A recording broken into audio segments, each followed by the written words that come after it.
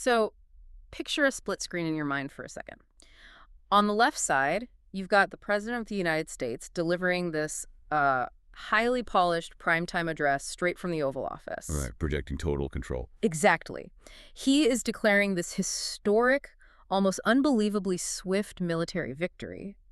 But then look at the right side of the screen. You're looking at the flashing, frantic red numbers of a global commodity trading terminal. And those numbers are just absolutely panicking. They are. While the speaker on the left is insisting the world is safe and the conflict is wrapping up, billions of dollars are moving in real time on the right, completely rejecting the narrative being broadcast on the left. It's just, I mean, it is the ultimate collision between political messaging and raw, unfiltered market mechanics. You are watching a narrative being carefully constructed for the public while simultaneously watching the global financial system just tear it down. Because the market doesn't care about a good speech. Right? Capital does not care about rhetoric. Capital only cares about risk. Yeah. And they price it based on the mathematical probability of what actually comes next. Well, welcome to this deep dive. Today is April 2, 2026, and we are unpacking this incredibly fascinating intersection of geopolitical conflict, independent media commentary, and the instantaneous reaction of global economics. We have a really compelling stack of sources driving our analysis today, don't we? We do. We are looking at the official White House transcript of the president's primetime address from last night, April 1. Then we're contrasting that with a transcript from a live YouTube broadcast by the left-wing political commentator Vaush, Who was actually deconstructing the speech live to an audience of tens of thousands of people. Yeah, literally as it was happening. And finally, we are looking at the cold, hard commodity trading data from today, April 2. So our mission here is really to trace the life cycle of this specific global event. We're breaking down how a massive military update is packaged for the public, how it's instantly interpreted by critics, and most importantly, how the global financial markets react to the underlying realities of those words. Now, before we get into the weeds, just a quick note for you listening. We are looking at highly charged political and military events today, right? We've got strong viewpoints from both the administration and left-wing media. Right, and it's important to state that our goal here isn't to take sides or, endorse anyone's claims or policies. Exactly. From the White House podium to a YouTube live stream, we are here strictly to break down the raw mechanics of how this information unfolded. We are analyzing the anatomy of the event and partially reporting the content exactly as it appears in the source material. So let us start with that official narrative. The president steps up for this primetime address, and the framing of the opening is actually quite brilliant from a communication standpoint. Because he doesn't even start with the war. No, he doesn't. He begins by congratulating the NASA team on the Artemis II launch. Right. It's a very forward-looking, optimistic American triumph kind of opening, but then the pivot is immediate. He shifts directly to Operation Epic Fury. Which is the military campaign against Iran. Exactly. And at the time of the speech, this campaign is exactly 32 days old. And okay, let's unpack this, because the claims made about the progress of those 32 days are just staggering. Let's look at the sheer scale of what's being asserted. Yeah. He states that Iran's navy is, quote, gone. Gone. Just completely gone. And that their air force is in ruins.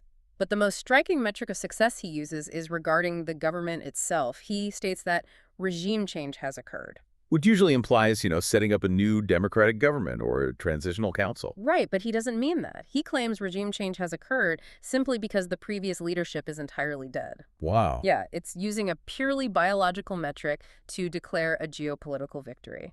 And then he just layers another massive geopolitical shift right on top of that, like it's an afterthought. The Venezuela thing. Yes. He casually mentions that American troops took over Venezuela in a matter of minutes to secure their oil reserve. Is minutes. Right. He actually refers to the U.S. and Venezuela as joint venture partners now.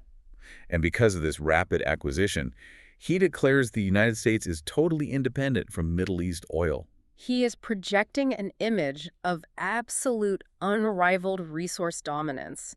It sounds like a CEO announcing a hostile corporate takeover is practically finished just weeks after the initial paperwork was filed. It really does. Yeah.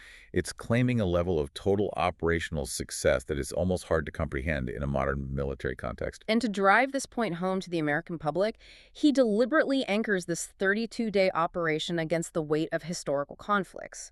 I mean, he reminds the audience that American involvement in World War I was a year and 7 months. Hmm. World War II dragged on for over 3 years. The Vietnam War lasted for 19 grueling years.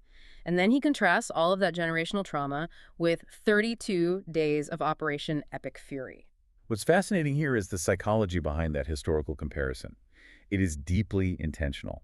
By invoking the long, muddy, protracted quagmires of the past and placing 32 days right next to them, he's trying to frame this operation as unprecedentedly swift and decisive. Like, don't look at the explosions, just look at the stopwatch. Exactly. Speed is being offered as the ultimate proof of dominance. The implication is, if it is fast, it must be under control. He also spends significant time in the address retroactively justifying why the conflict had to happen in the first place, building this moral framework around the speed. He does. He brings up his termination of the, quote, Barack Hussein Obama-Iran nuclear deal.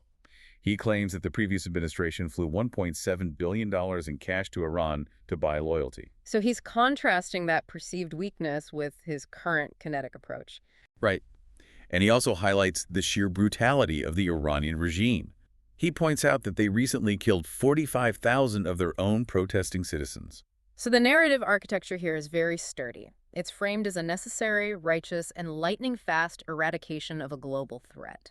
Executed so quickly, it defies historical precedent. But a narrative that clean rarely survives contact with the public. Especially in the era of live streaming. Even as the president was speaking, independent commentators were already pulling at the loose threads.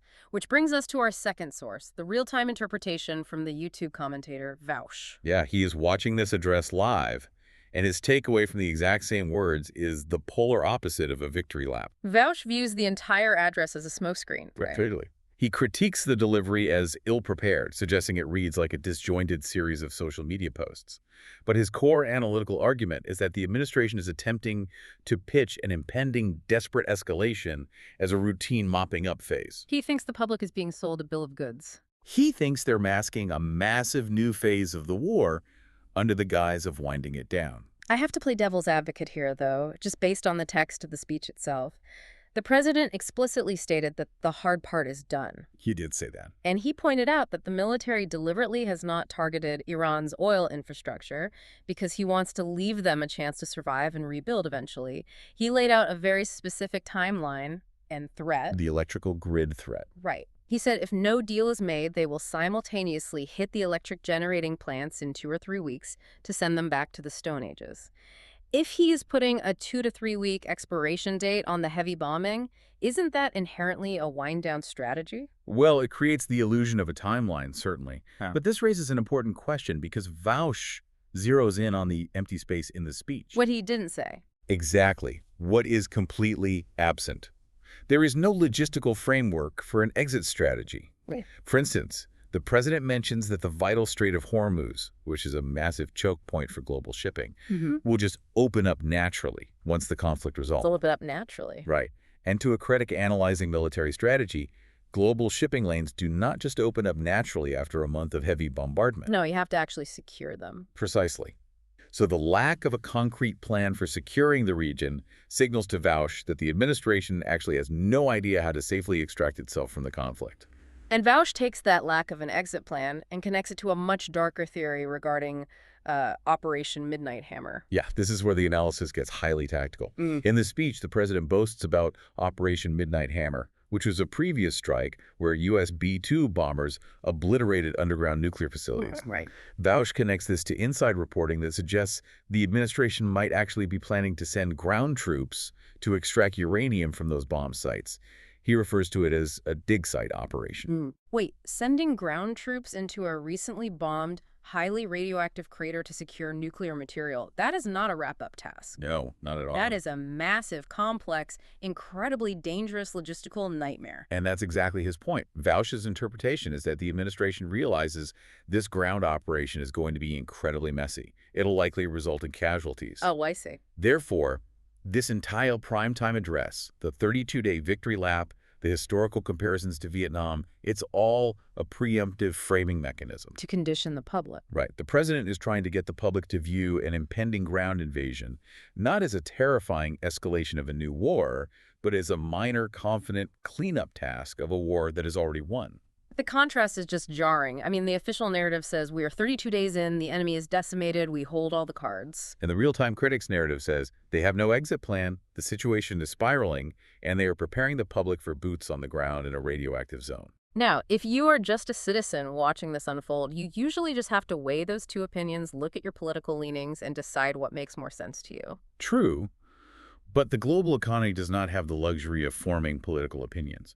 It has to price in reality immediately. Here's where it gets really interesting.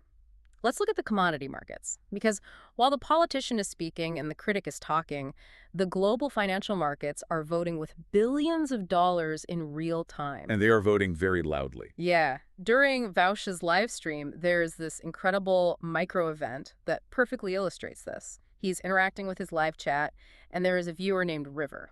Ah, yes. Poor River. River's experience is the ultimate case study in the danger of trading on political rhetoric instead of market fundamentals. So River was aggressively shorting the oil market right as the president was declaring victory. And on the surface, if you take the speech at face value, River's bet makes logical sense, right? It does.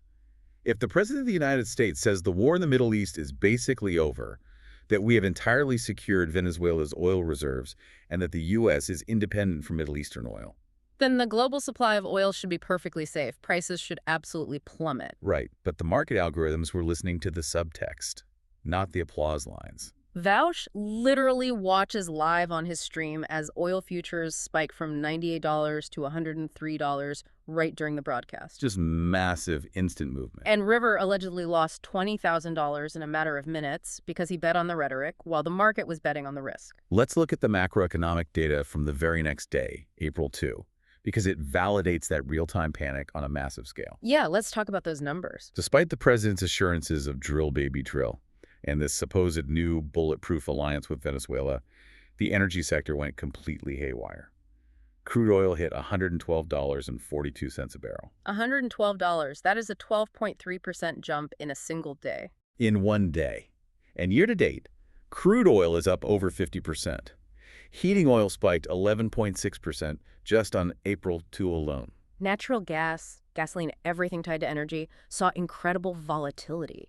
It's like the commodities market operates like an emotionless lie detector test. That's a great way to put it. You can stand at a podium and broadcast to millions that everything is under control.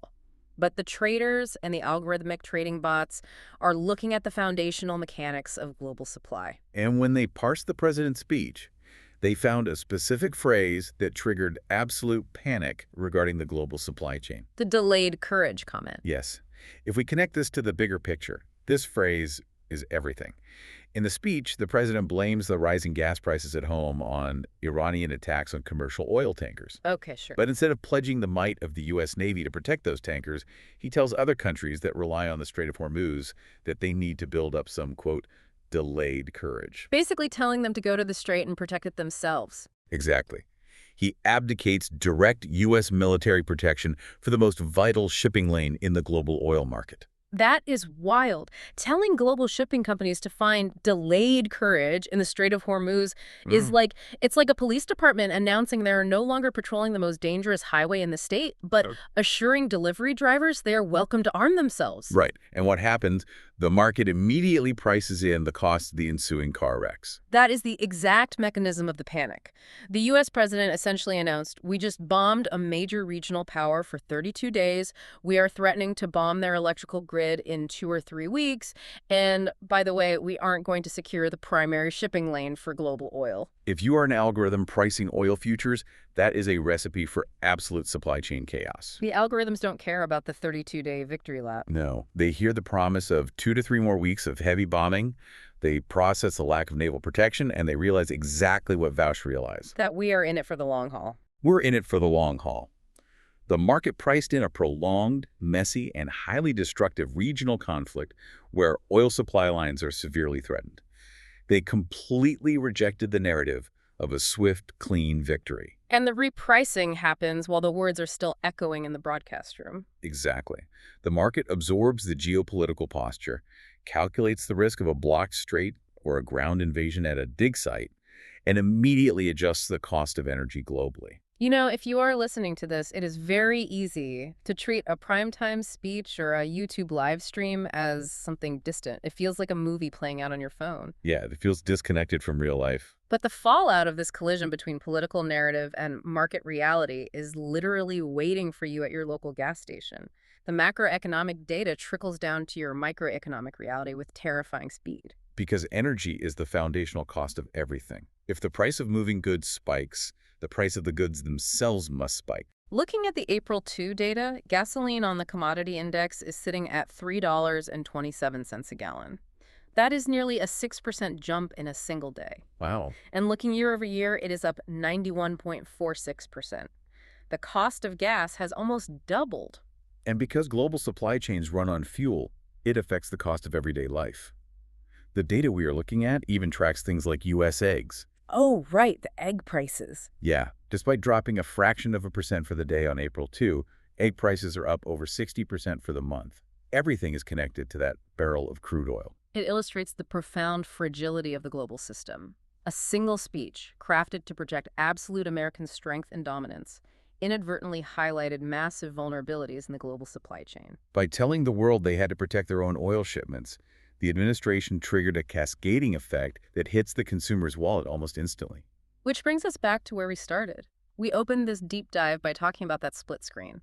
The polished, controlled speech on one side and the panicked, frantic trading numbers on the other. And as we look at the entire life cycle of this event, from the White House's historical comparisons to Vaush's tactical deconstruction of the exit plan, down to the algorithms repricing crude oil based on the phrase delayed courage, it leaves us with a truly profound question to consider. We are living in an era where a president can make a live primetime address to the nation, right? A political commentator can sit in their room and deconstruct the military logistics in real time to an audience of thousands. And the global oil market can instantly reprice the cost of human existence by billions of dollars before the teleprompter even turns off. So what does this all mean? In a scenario where rhetoric moves at the speed of broadcast, but capital moves at the speed of fiber optics, who actually holds the power? Is it the politician declaring victory at the podium? Or is it the independent media shaping the public's perception of the truth in real time? Or is it the invisible algorithms trading the oil futures, determining what that reality actually costs you? Something to think about the next time someone on a screen tells you that the hard part is over.